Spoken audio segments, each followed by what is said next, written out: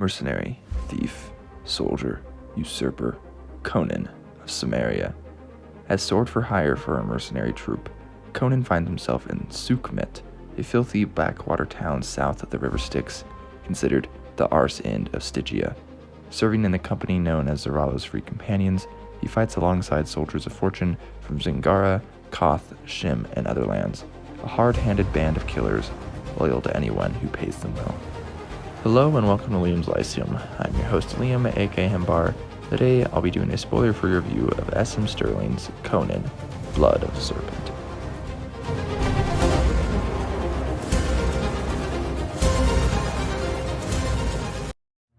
Blood of the Serpent is the most recent Conan pastiche, being released in December of 2022.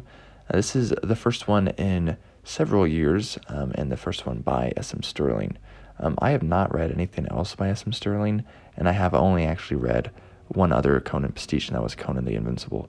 And this seems to kind of be in the same vein, almost a continuation of that Tor line of pastiches. This is published by Titan, though, and is the first, hopefully, of more. I mean, because I'll come out and say this is not as good as Robert E. Howard's Conan. I don't think anyone expects it to be.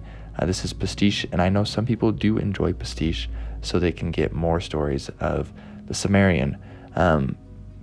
It's not exactly my thing, but I just thought I'd share some of my thoughts, at least, about it, because I am excited that there is, in some sense, some bigger publishers doing sword and sorcery, along with something like Citadel Forgotten Myths, which was just released by Michael Moorcock, and Bain publishing more sword and sorcery going forward.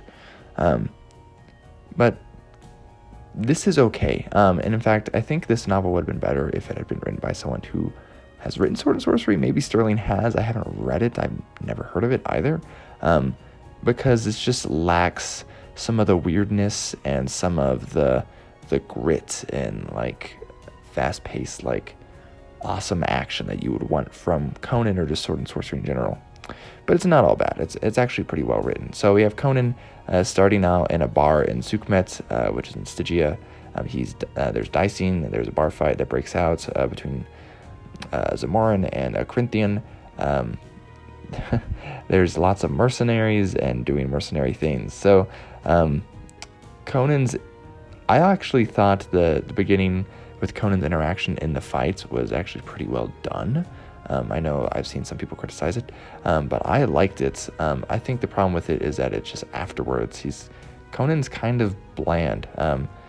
There's a lot of stuff. You get to see Conan in somewhat of a leadership position within the mercenary band, but a lot of this stuff just fizzles out. Like the first couple chapters are fine, and then the rest of part one was rather boring. And then the stuff that gets introduced at the end of part one and then going into part two just kind of doesn't. And it seems like the plot line doesn't finish either. But what is cool is that this is kind of a prequel to Red Nails by Howard, and it's a story based off the foreword to Red Nails. And Red Nails is included, which is very nice. In fact, the other nice things about the volume itself is that there's some nice artwork included, and the book itself is pretty nicely done. There's some like a sword on the cover if you take off the dust jacket, for example. And getting to see Valyria here is pretty cool as well. Of course, she is a warrior woman, just being a few inches shorter than Conan. Yeah, so basically that's just my thought, though, is that there's not enough weirdness, there's not enough what I think makes sword and sorcery good. It is, kind of sword and sorcery with, some modern sensibilities, and not in a bad way, kind of like in a New Age way. But overall, it's Conan pastiche, so if you like that, go and read it. It's not as cringy as Robert Jordan's.